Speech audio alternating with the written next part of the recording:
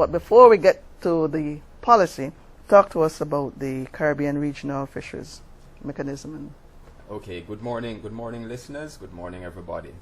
The Caribbean Regional Fisheries Mechanism is a specialized agency that was established by the CARICOM governments 10 years ago, in 2003, in fact. And the purpose of this organization is to coordinate the efforts of CARICOM countries to better manage, to protect, and to develop the fisheries resources so that they can make sustainable long-term contribution to our economic development. The fisheries sector is a very, very important sector. One of the things that we have in the Caribbean region, in the small island developing states, is that we have massive marine space. We have over 2 million square kilometers of marine space, which is about 82% of the area that we have available to us for our development activities. So the land area represents, even when you put Suriname and Guyana and Belize together with the small islands, the land area is less than 18% of the area that we have available to us under our sovereignty or jurisdiction. So it stands to reason that for our long-term development, we have to look very seriously to these resources that we have available.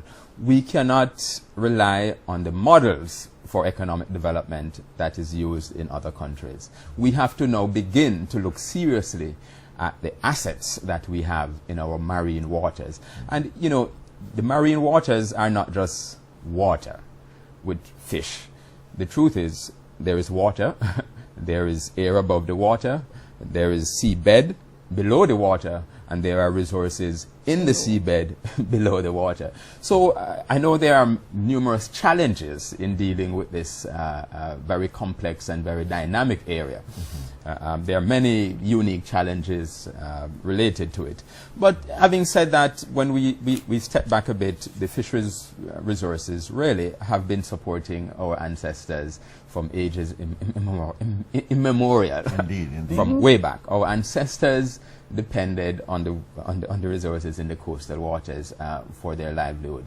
So it is with that in mind that the heads of government established the Caribbean Regional Fisheries Mechanism as a body to coordinate the activities of countries in dealing with the marine resources and progressively developing the potential of these resources.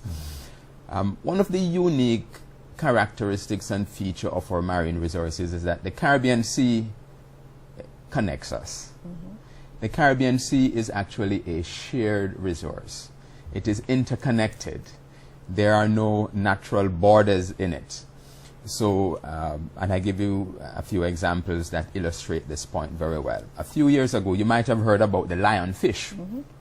A few years ago, the lionfish entered the Caribbean Sea at one particular point, and in no time, in just a few years, it has spread across the entire Caribbean region.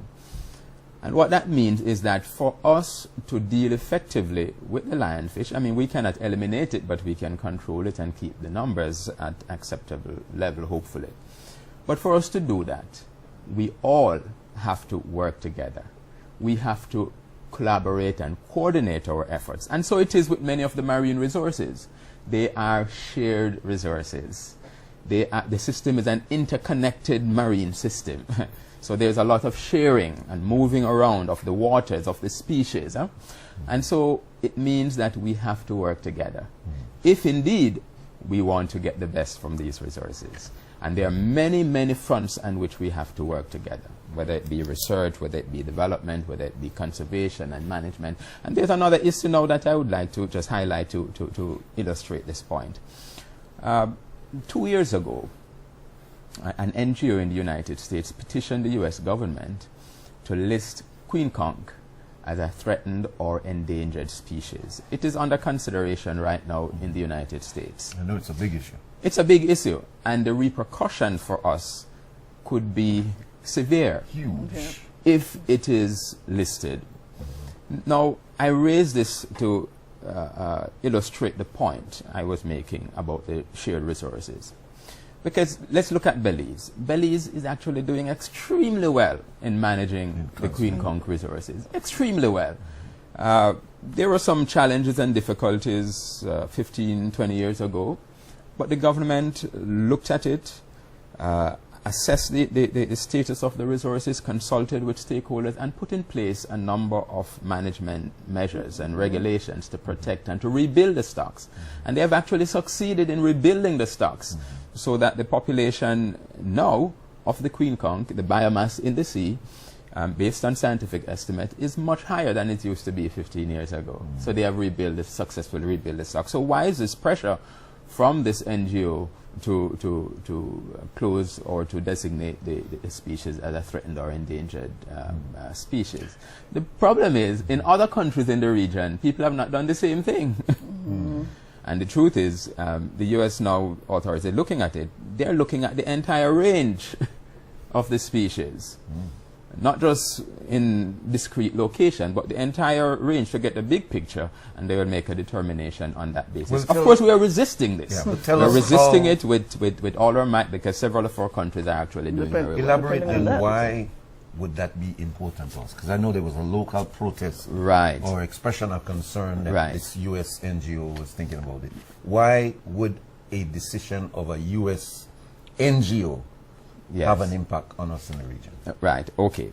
Let me start by saying the queen conch, like many other species of fish and seafood, the queen conch is very important for employment opportunities in our countries. We have tens of thousands of people who gain direct employment as fishers, fishermen, fisherwomen in some cases, because in some countries you do have women who go on these boats and go out and catch their fish, and they make a livelihood. They can take care of their children. They can send them to school. They can take care of their health needs, clothes, whatever, meet their basic needs, provide decent housing and so on. So the fishing industry is very important as an employer of people in the Caribbean region. And we need to recognize that unemployment and underemployment is a major problem in the Caribbean region.